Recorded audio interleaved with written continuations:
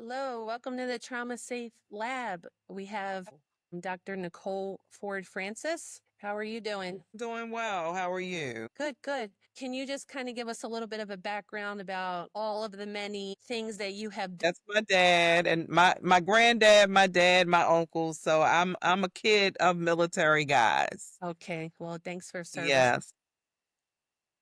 Thank you. I am originally from Baltimore, Maryland. I live in the Washington, D.C. area. And so I've most recently been a government contractor working for NASA and various arms of the DoD. But I'm a science person who also really has focused much with my new company, Unicorn Pharmacopoeia, where we talk about how science and spirituality meet and how um, body and mind connection is so important. But I think it's so important that now we start to talk about how the science impacts the human body, mind, body, and spirit. And so that's really what my goal is really today, to share some of what I've been studying and I've been trying to help people with regarding how the mind and the body and the spirit are all connected. A lot of times when we talk about trauma, people have spent so much time living in survival mode that they do not realize that their ability to succeed and to survive is based on their ability to combat and live with or in trauma. So, most recently, there are two really popular books that are out: The Body Keeps the Score by Bazel van der Kolk, and also If It Didn't Start With You, and that's by Mark Wolin. And it talks about DNA having a memory and how, as you mentioned, generations later, many people are dealing with some of the same issues time and time again. And it's because they've been living with suppressed generational trauma. And so, what we do see, and this is important when we think about the brain and the science and how so much of what human beings deal with is the physical body and the emotional body, and it's in some way translating into a physical condition, right? We've been hearing for years, stress kills. We hear it all the time.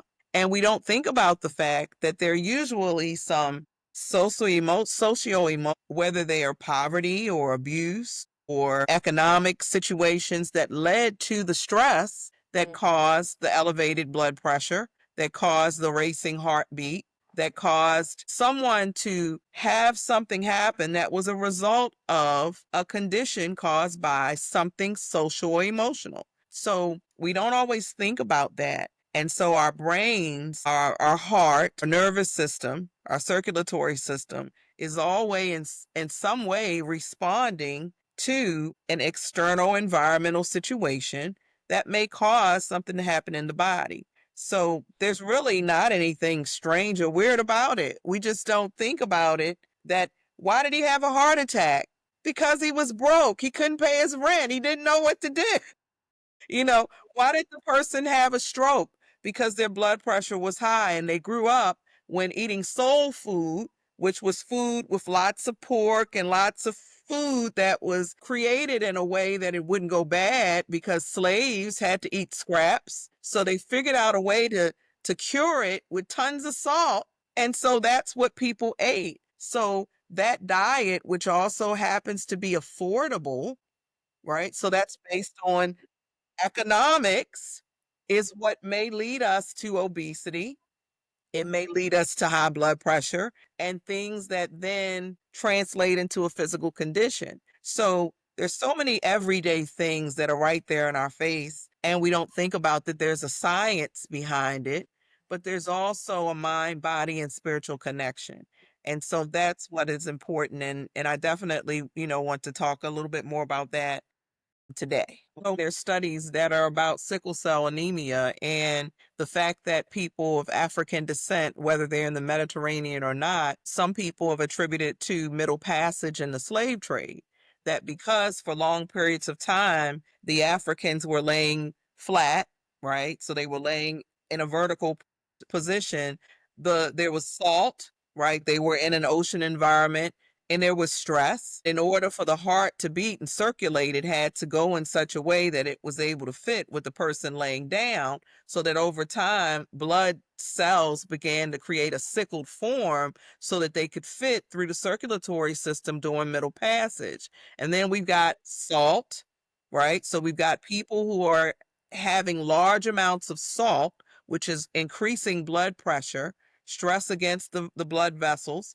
And so those folks came out being able to tolerate those types of conditions, yet the sickling of the blood cell now is a recessive trait, but it's extremely painful. But there's research saying that it's linked to Africans during middle passage being subject to that position, high amounts of salt, all right, and then stress beyond what you could even imagine. So there's tons of research that says that is what has led to the sickled cell in people of African descent. So it could be a theory, but there's lots of research that talks about, even in mice, how they've been able to see that third and fourth generation mice have responded to certain stimuli that was followed by pain, right? And after the third generation of mouse, a mouse's life isn't but so long. So, I mean, these studies could be maybe 10, 15 years long. The mice hear that sound that they never themselves experienced. Great great grandma mouse, Mickey grandma Mickey experienced it. And then they hear that sound and physiologically respond to the sound that they never heard before, knowing that it was associated with pain. So if it can happen to a mouse, I'm quite sure, and there's research that supports it, that it has happened with people, Holocaust survivors who have discussed suicide. And this is in one of these books that we were just talking about, Right. in terms of When the Body Keeps the Score, where therapy has been able to uncover people who have been trying to commit suicide in ways that were similar to the ways that their family members may have died during the Holocaust. And that's trauma and suppression right there. If no one ever talks about that uncle because it was so painful, that story causes such emotional distress in a family, that is unresolved trauma and pain. And that is something that people often don't realize that they live with, because they're in survival mode, that are aligned with stress. And we just talked about it in a very basic way. If you're dealing with increased blood pressure, right? If you're dealing with things that cause the demyelination of the nerves in the brain area, you could be more susceptible to a stroke, right? You could be more susceptible to a heart attack, if these things happen on a regular basis. But there are ways where we can utilize things that include meditation, exercise, other things that we can do on a regular basis, which can change the actual condition of the brain so that it will leave or will stop being in that fight or flight mode. And these are physiological things. We talk about fight or flight, and there are actually things happening in the limbic system, which is a set of different parts of the nervous system in the brain that change the way specific hormones are released that help us to relax. So there's so much that we don't understand how to control, because we're so used to allowing our environment and our emotions to control us. And that's not always easy, but there are definitely things that we can do to help to relax the nervous system so that we can stop always living in fear. So physiologically, the amygdala, that's a part of the brain that's responsible for fear and for emotional processing. So there are things that can be done so we can train ourselves so that we can begin to, what we talk about, mindfulness and being deliberate in how we create habits, things that we do on a regular basis that will help us to restructure the way the brain functions so that we can begin to not only deal with trauma that impacts us physically, but we can, if you're in the mindful place, begin to meditate and to manifest good things in life. So there's definitely a connection to what people call the woo woo stuff and the science straight. If we can't get a thought in without thinking about the worst, you can't be creative. I can't go write a Yeah. wonderful poem and I'm Mhm. worried about the next, as my grandmother used to say, the next shoe to drop. I was a child of the 70s and the 80s, and nobody could talk about depression or no one could talk about a therapy in an African American house. The answer to that problem was to pray. Go talk to God and pray. Or, that was it. Pray. Ask the Lord to help you. So a lot of what we experienced Mhm. as children may have been parents who were depressed. We didn't know it, you know, because I spent a lot of time as an only child for a long time. I was the oldest. My mom was a teacher. She would go to work, she would do everything she needed to do, but once she was done, a lot of times she was done. You know, the weekends were exciting, but you learn certain behaviors. And so you may begin to act out what you've learned and not understand that you were dealing with someone who really may have been depressed or may have had other issues. So you kind of grow up. And as a child, you begin to take on some of those behaviors because it's a learned behavior. But some of these things, when we talk about the brain and what happens in terms of neuroplasticity, think about fight or flight behaviors or PTSD. We hear certain things and we associate those things with something bad happening. There's never anything good. That's where your depression and your anxiety comes into place. So, what can we do to begin to live in the present and try to work through not because see, depression and anxiety is worried about what could happen. You're kind of worried about what happened before happening again. So you can't enjoy now because you're so worried about what might happen again. So you're still in a position of you're in prison in your mind because you're so worried about what could happen. So there've got to be ways, yeah, there are ways where we can, and I'm an herbalist, I'm a modern medicine doctor, where we use herbs to change energy, where the limbic system, which is all of these different wonderful parts of the brain and the nervous system, respond to different plants and herbs because of the way they smell, okay? Because of the way they taste. They cause a specific reaction in the human body that allows us to relax long enough to be creative, long enough to take a breather. I remember the first time I actually had, and I lost my son when he was 22. So I remember I had some medicine in the hospital because I had the worst blood pressure. And I finally felt myself do this. All that time, I didn't know that I had all this tension in my shoulders and I was walking around totally tensed, waiting for something else bad to happen. And that's a part of PTSD.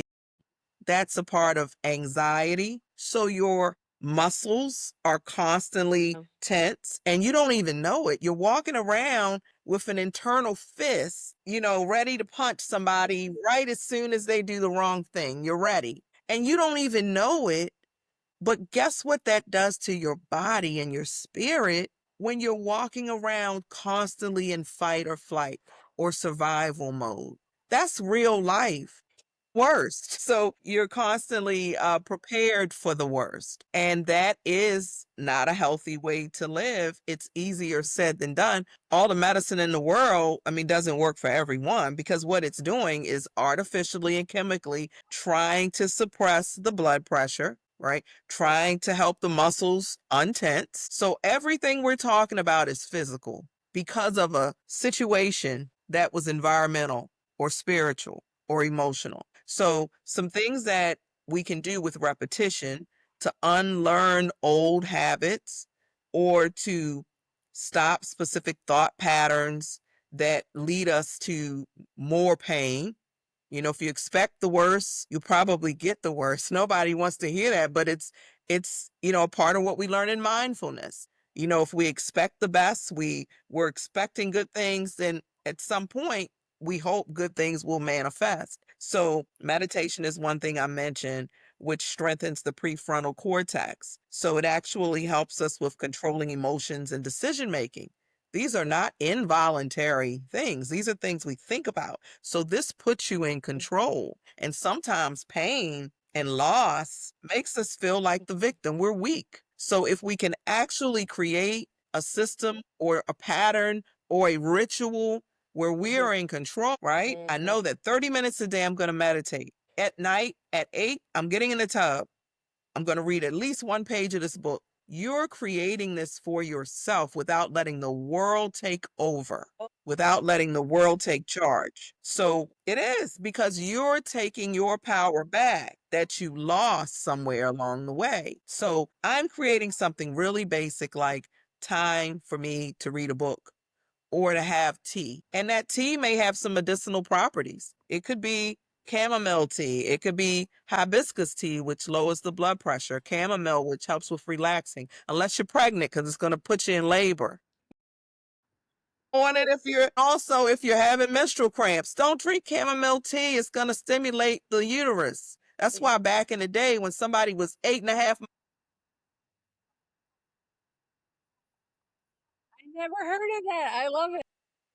Yeah. So we want to do rituals, things we can control. Then there's cognitive behavioral therapy, which a lot of your therapists are going to do. Basically, you're rewiring your brain by teaching specific processes. Lots of those things are the rapid eye movement. Some of the things that people do with breathing techniques. Some of these align with chakra realignment, which is but that eye movement mimics the REM sleep mode, which is deep sleep, which we don't get. So it explains why it's so important for us to really sleep. And if you're like me, I had babies. I worked on a doctorate. I had 3 kids. I had a baby every year, grad school. Then I got a doctorate with 3 children. I never really slept, but when I did sleep, it was a light sleep. It was, okay, I'm going to sleep enough so that I can wake up and get it together to write this paper. So a deep sleep, I'm really now experiencing sometimes. I mean, but it's a goal. It's one of my goals, but we don't heal when we don't sleep. Blood pressure is higher when we don't sleep. So those are things that cognitive behavioral therapy, and there are tons of different things that fit under that, but basic things that we can do to help our brains and our nervous systems. The brain is a part of the nervous system. Don't forget, it's up there. You got your axons and your dendrites and your synapses and all this electrical stuff. I used to be a biology teacher, so I get excited about this stuff. But those are things that those are the things that are important. We'll geek out on this. Let's go. Right. 7th grade, but hey. So then we've got engaging positive habits. My dissertation was about adolescent youth with antisocial behaviors. I did a huge piece of it on brain research, but the whole premise was about the parents of adolescent youth. And this was about their ability to take care and manage their young people, their children. But the biggest issue was perceived social support. We measured perceived social support. That means regardless of whether or not you're married or you have 8 kids or you got family living across the street, your perception is reality. So if these parents perceived, and we were able to use Pearson's R and do a correlation theory, that there was a correlation between parents who felt they had no support and the behaviors of their children and how they interacted with them. So we've got to be able to create tribes, whether it's family, friends, church members, because that we weren't created to be alone. We figured that out during COVID. When we couldn't go to the bar up the street, it was like, I didn't realize I liked these people this much. I didn't know. But it was amazing because we took for granted going to TGI Fridays and sitting at the bar or going to CVS was like a treat because we could go to the pharmacy. It was like, I'm going to put on a nice face mask today because I'm hanging out at the pharmacy, so we weren't created to be alone. So engaging with positive habits and positive people. Now, creative self-expression. If you're depressed and hungry and in pain, you are not going to be doing any creative self-expression. You can't. So that's something that we want to try to create. I actually went to the dollar store and got myself I like to draw, but I've decided I'm going to paint. So I want to start using that as some time to paint. I do the same flowers over and over again, but I'm going to do some different colors and express myself, right? But it's something that I think will be fun and it'll help me to relax. Who cares what other people think? It may not be in the museum, but it's a way for me to enjoy expressing myself for that moment in time. Let's try to remember to start doing those things. They make a difference. Dr. Nicole, what do So, does that specific flower symbolize for you in your life or in your family? Have you figured that out? well, you know what? That's funny because I actually do a training where I, and I do this with mostly women, but I've had some guys who won't leave the room be a part of it. But it is, if you were a flower, which flower would you be? Would you be a rose that is beautiful and fragrant, beautiful to look at, but that has thorns? Oh, So it will hurt you. If you get too close to a rose, it'll hurt you. It should be a tulip, beautiful but closed, really tight, only opens for a short period of time, right? But it's beautiful but usually closed. Then there's a honeysuckle, very delicate, fragrant, but you can make it fall apart really quickly, you know? And so we did a couple of other flowers. And then so people had to think which flower they would be. And I said a rose because I am pretty delicate. Usually I smell good, but I have thorns. So if someone's too close and in the right part, they might get stuck.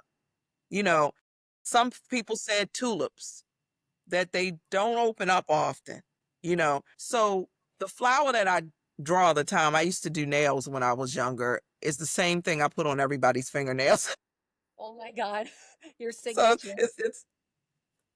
it's my signature, right, from back in the day when I was a Building manicurist. attention and storytelling. What is it now? I make something up so it sounds deep, but I don't know. But it's the same flower, and I do some grapes too. I do some great grapes, but I'm gonna pour into that. But it will be something that will help me with anxiety and with trauma.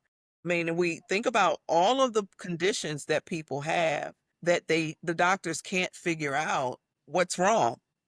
You know, so many conditions where people have had surgeries or they are having severe nerve pain, right? Nobody can really figure out what it is, or they're having muscle spasms, you know, and there's no real understanding.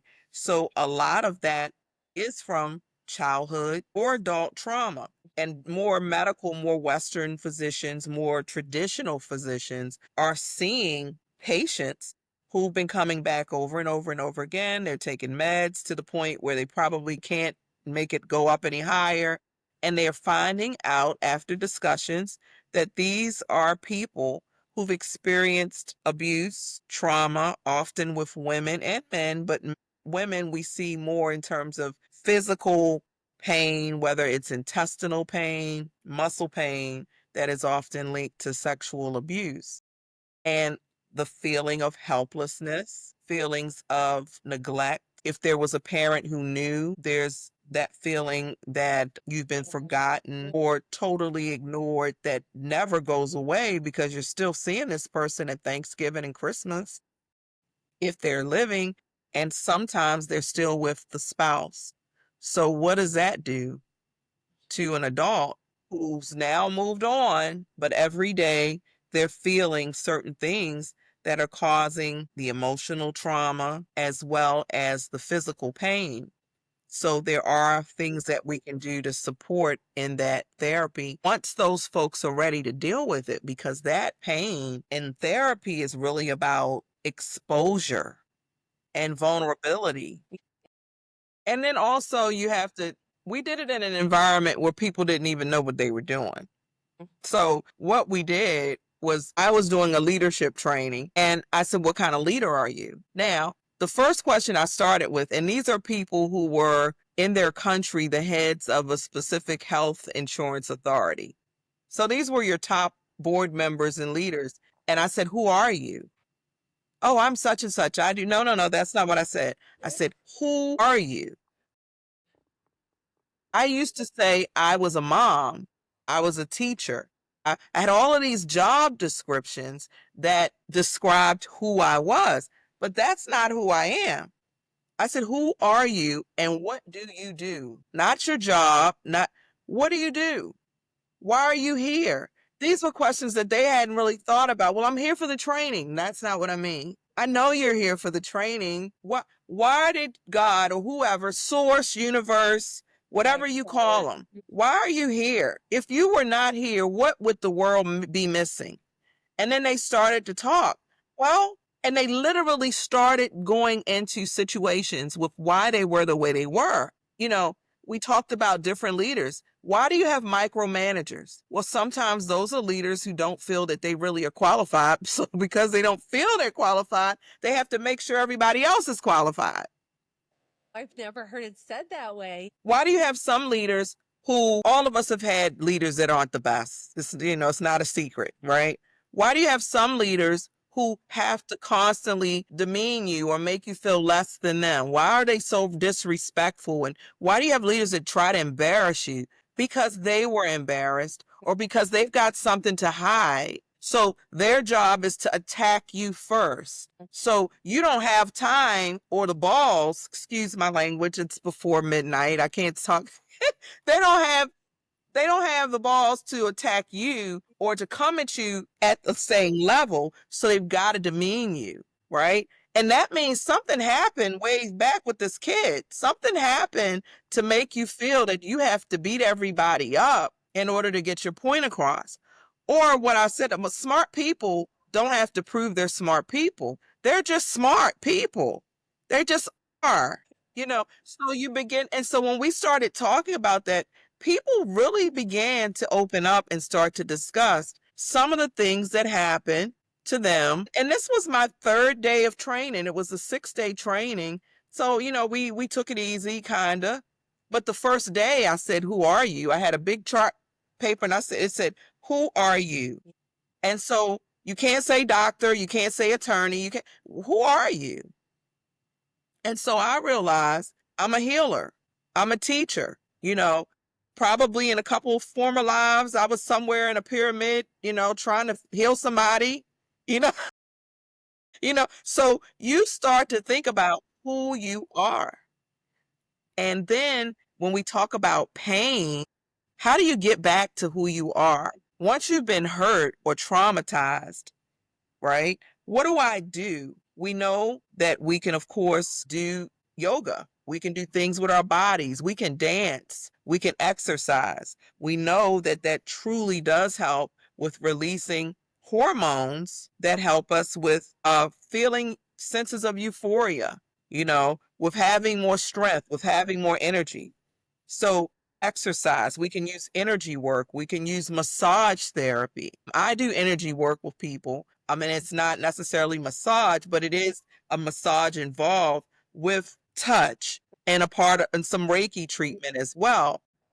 And so I base it on people's religious beliefs because whatever you believe will work. If I believe that the angels are healing me and God is healing me, then that's who's healing me. If I believe the planets are all aligned while I'm in your space and the moon comes and just taps on the top of a star and everything is, guess what? It's going to work for you because that's what you believe. I guess that's why Walt Disney So, made millions. I was going to yeah, ask you, do when you right. do the When, energy yeah, work, you do the burping? Have you done that one yet where they burp? so it is, and that gets all of the negative energy out. I did it one time at a retreat. That's called gas. Gas. So now, because people they wanted to hear what you were saying, you couldn't read.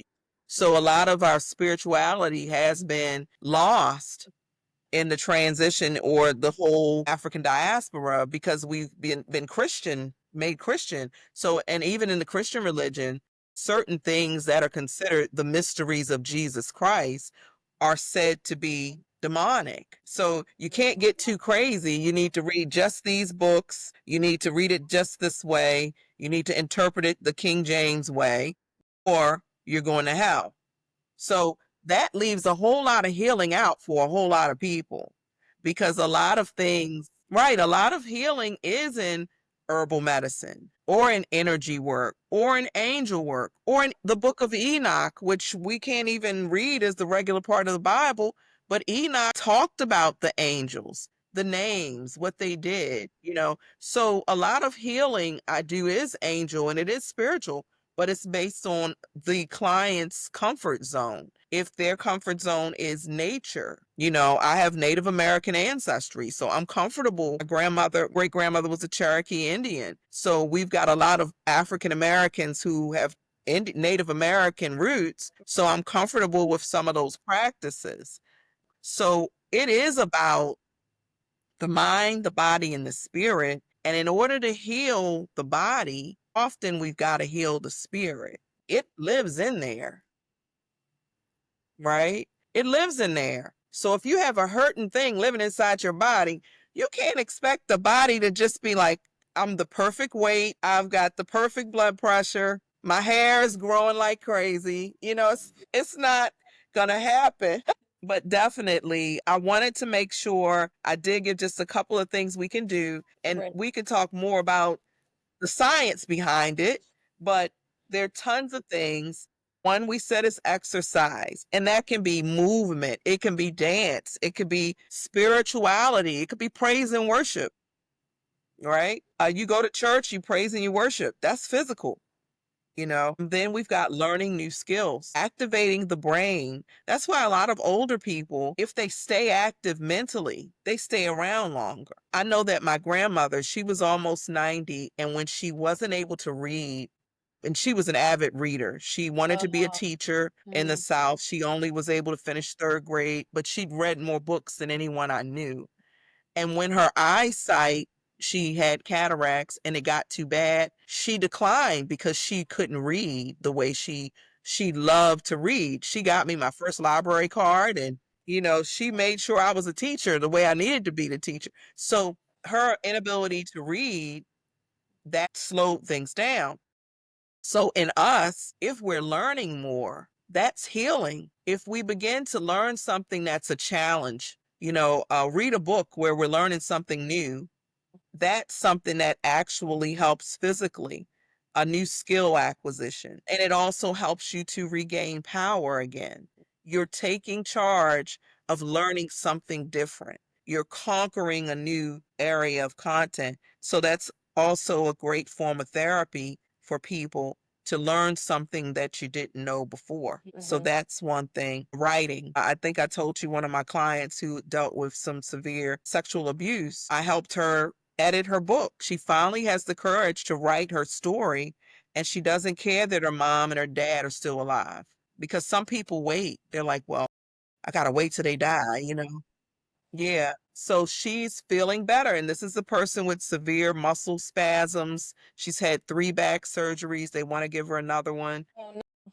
And this is a part of the healing journey, journaling, but she's writing a book. And so that is something, even if you don't publish it, those are ways to get that energy out. Out because I guess, like, to your point, And then try to use this going forward with the power, because like you said, the writing, she can write whatever she wants, however she felt. Nobody is, what's the word I'm looking for, like she doesn't have to tone it down, right? She can write it as forceful as it exactly, feels for her, right. right? So it's her power to say what she wants to Yeah. say. And she shared it on Facebook. She put the synopsis out and said, "Look, I want you guys to read it. The real book is coming."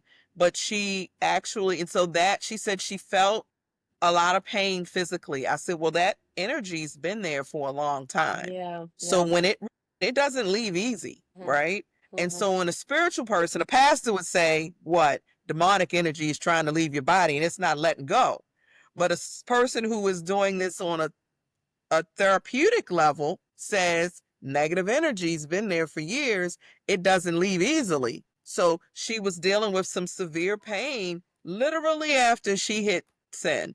And then a couple days later, it got better. But you will deal with a purging when anxiety, when grief, you know, those things physically will hurt or cause harm. But once you're able to release that, you will begin to heal. You'll see some type of healing. And those are things that take a lot of courage. This isn't easy work. The whole mindfulness piece that supports neuroplasticity, plasticity has to do with conquering the fear response. Oh, How do I deal with overcoming my fight or flight response to my life? Beginning to rationally think and self regulate, which has to do with the prefrontal cortex. How am I controlling what's happening? Because my emotions have been dealing with trauma. So I'm going to use mindfulness to focus on breathing, slowing myself down, thinking about something in a way where I can meditate. So this is all about impulse control and being able to calm down things, but you're taking control over everything that's going berserk in your life. But it's hard. It's not easy work. So that also just what I mentioned about the brain body connection, regulating, wiring things. And that happens through ritual, through repetition. And so there are tons of things, I have a nice little ebook that talks about strategic mindfulness. okay. I've had it on LinkedIn, and Yeah, it's send that. about, this is what I'm teaching leaders because they're ready to say, you're right, this mind body thing is real. And so that's something that we definitely have to talk about. And there's tons of research. We can talk about it later. But yeah, hopefully those are a few things that will help people to survive because it's not easy. It's real work. But there are ways that we can be successful and not think we're crazy. Something really is happening in your body. It's not your imagination. Your imagination. I know. And Definitely. it's not your fault. It's not your fault. Like literally perfect way to end this. It's not, you're not crazy. It's not your imagination. It's not your fault. And it didn't start with you. Mhm. Yeah. And you're going to be back on the Right. show again to do Yes. If you'll another. have me. Yep. You just, yeah. Yeah. I think we have a lot to talk about still. Did you have any last Yes. thing to add before we end the recording today? Just that, as I mentioned, I definitely would love for people to reach out to me on my website, which is unicorn biopharma.life. So it's unicorn, like the little horn, mystical animal. And then it's biopharma, PHARMA.life. You can see some of the things that we do with medicine, with spirituality, with plant-based and herbal medicine, energy work, healing, and then you can get on the mailing list and get some of the free classes that I have or the one-on-one work. And we can definitely work together on some things. I'd just love for people to join me over there. Okay, sounds perfect. And I'll have this in the show notes and on my website too to find your work easier in multiple Okay, places. thank you. Yes, I appreciate it.